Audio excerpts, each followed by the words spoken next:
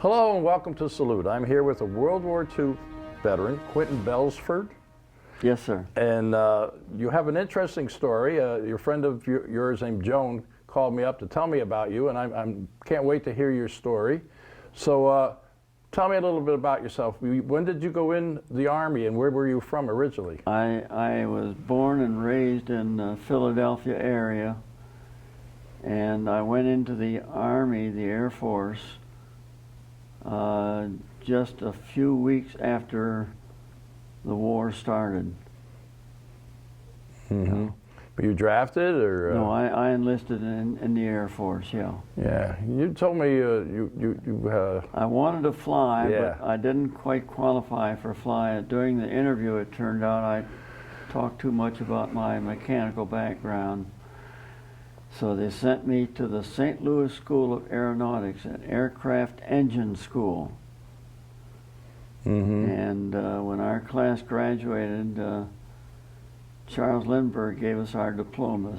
So I have his diploma with his autograph on it. That must have been exciting to meet him. It was really exciting. This is after he made the flight, right, across country? Yes, yes. Yeah. This was in the late fall of '44. Yeah. Yeah. And I understand. And then I met Amelia Earhart That's before what I was the gonna say, war. Yeah. I was very involved in aviation back in the 1930s, and a buddy of mine took me to her lecture in Detroit. And we hurried backstage after her lecture was over, and I got to meet her, and I got her autograph. I have a book that she wrote. Oh, wow, that's interesting. Yeah, it is interesting. She's an amazing woman. Yeah. Yeah. I understand you were telling me before you wanted to learn how to fly, Yeah. so prior to going into the service, correct? Yeah. So tell me a little bit about that. I had a neighbor in Birmingham, Michigan back in the 1920s who owned a Piper Cub, and he taught me to fly in the Piper Cub. So I learned to fly when I was about 16 or 17, and but never got a license. But I did learn to fly in that Piper Cub, and it's an easy airplane to fly. Mm-hmm. And I've flown in many military aircraft since, because our test pilot, Bob Hoover, took me up in several different aircrafts that we worked on. Yeah, we're going to get to that, but I understand you told me you wanted to fly when you went into the Army Air Corps, but because of being colorblind, is that what it was? Mechanical background. No, I thought you said you were colorblind too. I'm slightly colorblind. So they wouldn't, that kind of bumped you out of there. It's never affected my sight. Yeah, so that wasn't an issue with the Army Air Corps? I thought you said it was. No. Well, okay. Anyway, so you went in right after the attack. Yeah. And where did you go to basic? My basic was St. Louis. I went to the St. Louis School of Aeronautics and Aircraft Engine School in St. Louis. And I was there several weeks, and then Charles Lindbergh was one of the instructors. And when we graduated, he gave us our diplomas, each one of us. And then where did you go from there? And from there, I enlisted in the Air Force and went into what's called the 34th Air Depot Group. It's a group of Air Force people that do nothing but work on airplanes. Everyone in our group was specialized. I was in engines. We had other fellows in instruments, others in hydraulics, others in propellers, etc. But my work was strictly engine. And I enjoyed it thoroughly. Working on those aircraft engines was really very interesting. Mm-hmm. Yeah. And those different planes, you said you worked, the engines were for the B-24?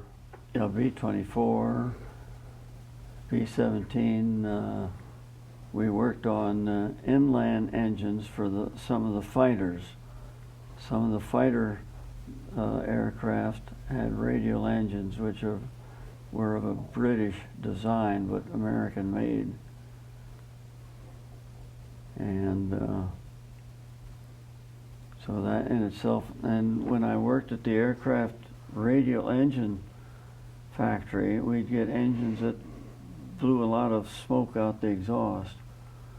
And I devised a method where we could pinpoint what cylinder it was that was smoking. I would take the exhaust manifold off the back of the engine, have the engine fired up, and then you can see specifically every cylinder, whether it smokes or not. And some would smoke and some would not. The smoking ones are the ones that we would do a repair job on, new rings. Yeah. Yeah. So after schooling, you tell us about going overseas. Tell us your trip about going overseas. Where did you go? After the schooling ended in St. Louis, we were shipped by ocean liner in a convoy to Casablanca, Morocco, northwest corner of Africa. It's a big country. And the interesting thing is, I already spoke Spanish because I studied Spanish in high school. Thousands of refugees from the Spanish Civil War fled to Casablanca. And I used my Spanish all over Casablanca. It was interesting. Yeah, I'll bet. Then after Casablanca, we shipped by freight car, train, convoy to Egypt. Then out of Egypt, we went by convoy to Sicily, the ship convoy. We landed in Palermo, the eastern end of Sicily. Mm-hmm. We were a year in Sicily. Then we moved to Naples, Florida. We were there about 6 or 7 months. Then we were shipped to Rome. We were in Rome about 6 or 7 months.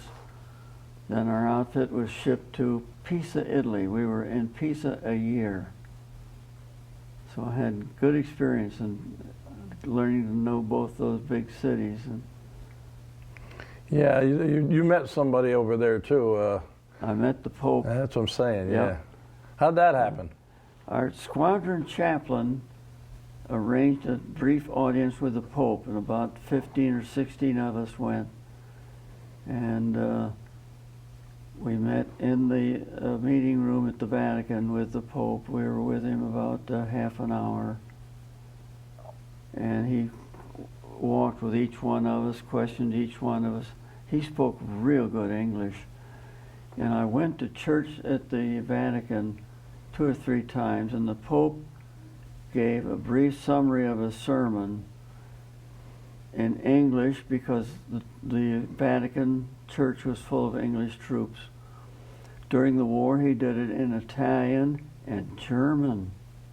Wow. Because German troops were there, and of course Italian troops as well. He was very, very bilingual. His English was excellent. Mm. And he spoke with each one of us in the meeting room afterwards. Had a nice chat with him. I asked him questions, he answered. He asked me questions, and I answered. It was Not too many people get to talk to the Pope. That's for sure, yeah. Yeah. But it was a condensed room. There were about 15 or 18 of us there, and the Pope and some of his staff, but no one else. Some of the press were there, but it was a very private thing for the Pope. It was directed as he wanted it. Yeah. Yeah. I'd say that's amazing. Yeah. Yeah. You also volunteered to do some restructuring, right? You wanted to straighten a couple things yes, out. Yes, sir, we did. Yes, sir. You want to tell about it? Yeah, there's always a lot of work to be done at the Vatican, always. Yeah. It's a massive, But I'm talking about some tower. Didn't you say something about a tower that you tried to straighten out? Oh, yeah, that was up in Pisa. Yeah. Yeah, the Leaning Tower of Pisa. Yeah. You started a little panic when you offered to straighten it out, huh? Yeah. Tell me about that. Well, we didn't do it ourselves, but a group of Army officers approached the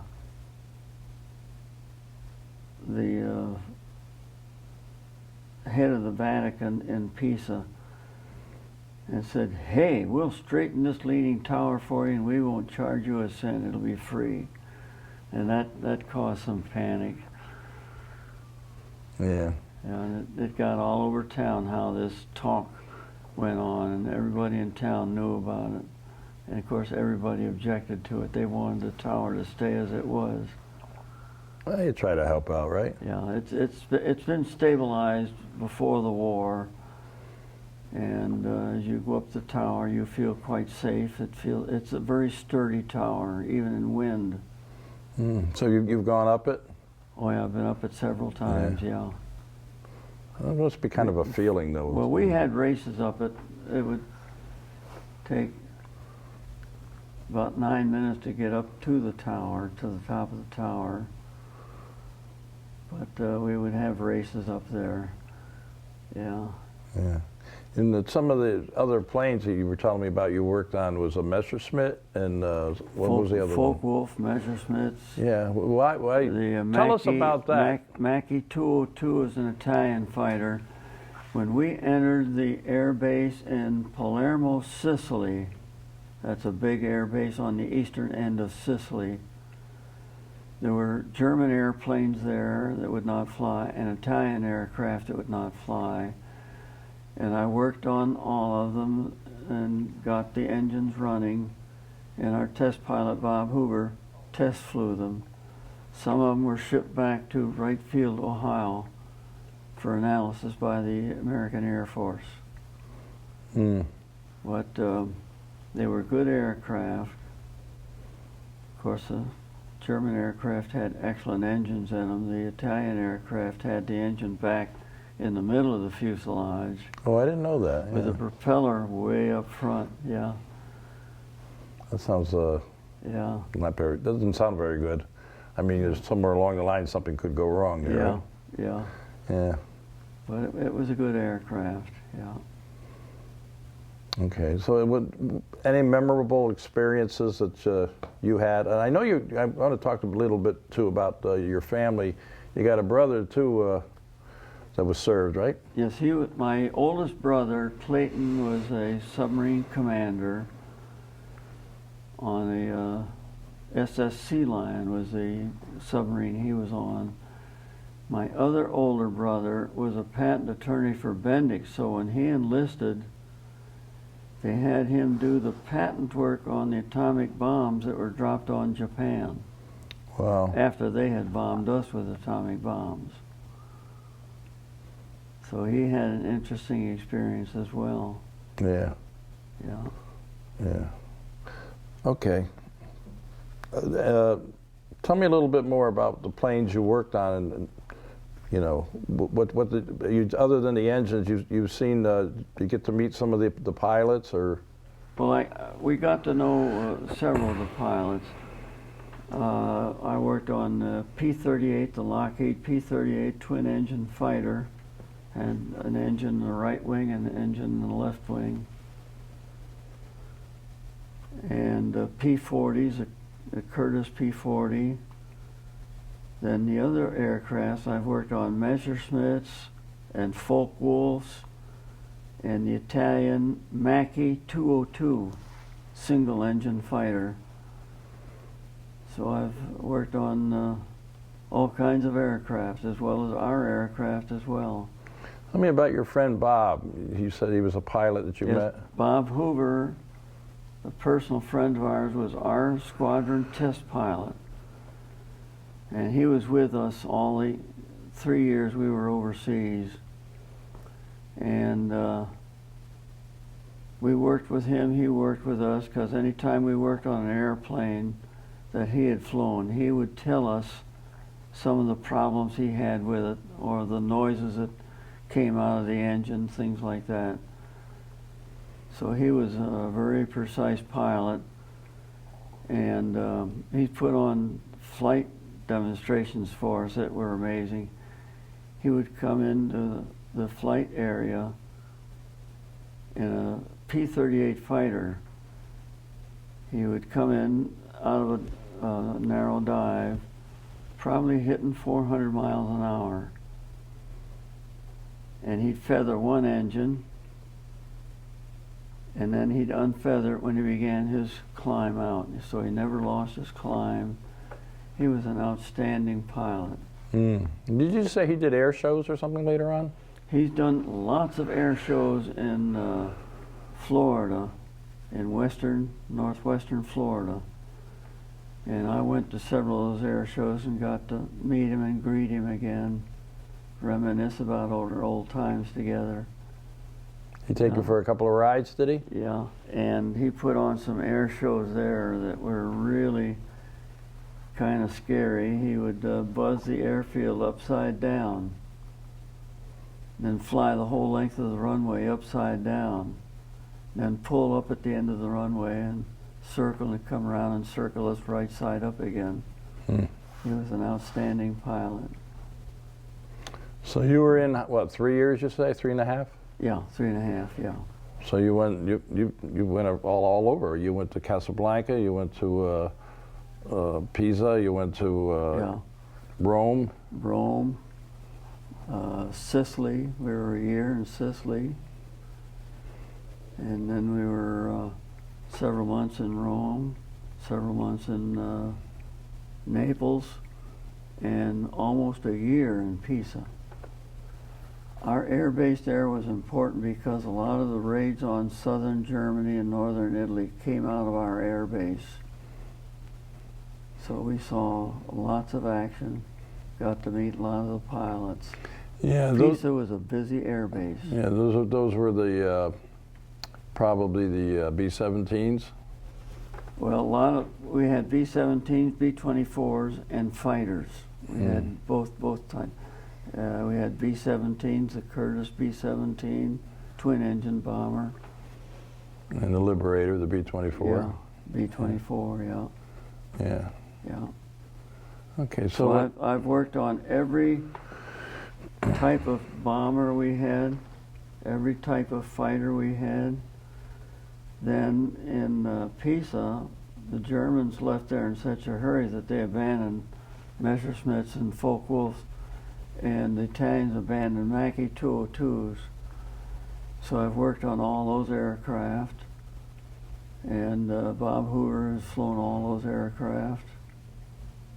So he's an experienced pilot. Yeah. Yeah. Well, you've had quite an interesting It has career. been very interesting, yeah. Yeah. So you were overseas most of the time, Yeah. and then when you finally came back, you got out when the war ended, I'm assuming? Correct, yeah. We left on a ship convoy out of Pisa, Italy. I think it was Palermo. Other cities along the coast of Italy. And then we joined a convoy that formed out of the Cape, where the Mediterranean flows between Africa and Europe. We joined a big fleet of ships there, and then we were a whole fleet of ships returning to New York Must have been in a big convoy. Must have been some kind of welcome home, wasn't it? Yeah, Yeah. yeah. Well, you guys deserved It it. was nice, yeah. And so when you got out of the Army Air Corps, what did you pursue? I enlisted in the college I did before the war. I did my freshman year before the war. Ohio Wesleyan University in Delaware, Ohio. So I enlisted there in my sophomore year, and then I continued on the GI Bill, which paid my tuition, books, any other expenses involved with the college education. That's one great thing about the military. So I you get an finished 3 education, years yeah. there and graduated in 48. Graduated, and what was your career field? I majored in business administration. Where'd you go to work? Well, I went to work. I had a job with Ford Motor Company before I even graduated. And so I spent almost a year in Ford Motor Company in different phases of auto manufacturing. So I learned all about how automobiles are designed and built. It was very, very interesting. So I spent a year in how cars are designed and built and assembled. It was very, very interesting, yeah. And did you work for them very long? Or? Yeah, I worked for them several years. Then in South America, when I was down there, Chrysler hired me from Ford doing the same thing. I was a field service engineer. Oh, so they sent you to South America? Yeah. Oh, wow. Yeah. That had to be pretty interesting. Yeah. They were both very similar and interesting jobs. Yeah. How long did you stay in South America? We're down there 3 years. Yeah. It was very, very interesting. Of course, I worked as a field service engineer throughout the major cities in the country. And at new vehicle time, I would put on training schools for local mechanics in Spanish. And so the job was very, very interesting. Yeah, you have an interesting life. Yeah, and I had company cars for the 2 different companies I worked for, and it was interesting. And my wife enjoyed those years down there. She learned Spanish very quickly. I already spoke Spanish. That's one reason why I got the job. And So where'd you meet your wife? I met her in college my freshman year at Ohio Wesleyan. Oh, wow. So you got, after the war, you got back together again? Yeah, yeah. Oh, that's neat. Yeah. Yeah. And my wife did very well down there, too. She started different kinds of food that weren't available that our kids liked. I'm trying to think of the name of one type of food when we moved. She sold it to local businesses. And she did very well throughout. She adapted every different. We lived in Venezuela 7 years, Bogota, Colombia 2.5 years, Lima, Peru 3 years, Santiago, Chile, and further south in South America. We were there 7 years in Chile. Wow. Yeah. You got around. And she got around very well in each of the countries we lived in because her Spanish was also very good. Yeah. She was a school teacher before the war. Yeah. What would be your outstanding memory of World War II, a particular day or event? Would you have a particular day that you would say it's flashing back that you'd want to talk about? Well, I know meeting Charles Lindbergh had to be right up there. Well, probably Pisa. We were based for about 7 or 8 months in Pisa, Italy, and that was very memorial. The Leaning Tower, the churches there, and everything. Of course, Rome was also interesting. I was a month in Rome, and I got to visit all the churches around Rome, and I had a 4x5 speed graphic camera, military camera, and I've got pictures of all the places where we lived. I've got a whole series of pictures of Rome, series of pictures of the Isle of Capri off the Bay of Naples. And then we were based before that a year in Sicily, so I've got a whole series of black and white pictures of Sicily. Beautiful, beautiful island. Yeah, yeah. And then I've got a lot of nice series of pictures of Pisa, the Leaning Tower and the churches and all the other historical buildings up there, yeah. So I've got a nice collection of big black and white pictures that I took. So yeah.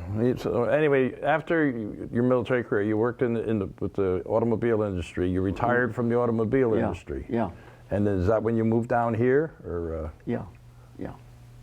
So, yeah. Yeah. Well, I moved from South America to Mount Dora, Florida. Mm-hmm. So we've been in Florida since 1969. Wow. We've been there. Yeah, I forgot to mention, but you're 97 years old, right? Yeah. Or 97 years young. Yeah. Yeah. Okay. Well, I thank you very much for coming on the show, sir. It was a pleasure meeting you, Quentin. Yes, sir. Yes, And sir. we have to say goodbye, Okay. and I want you to join Or me. hasta luego, as we say in Spanish, until we meet again. Okay. Yeah. I don't speak Spanish. Okay. All right. To all our veterans out there, our active military and their families, we salute you Thank you, sir. for all you do. Till next time.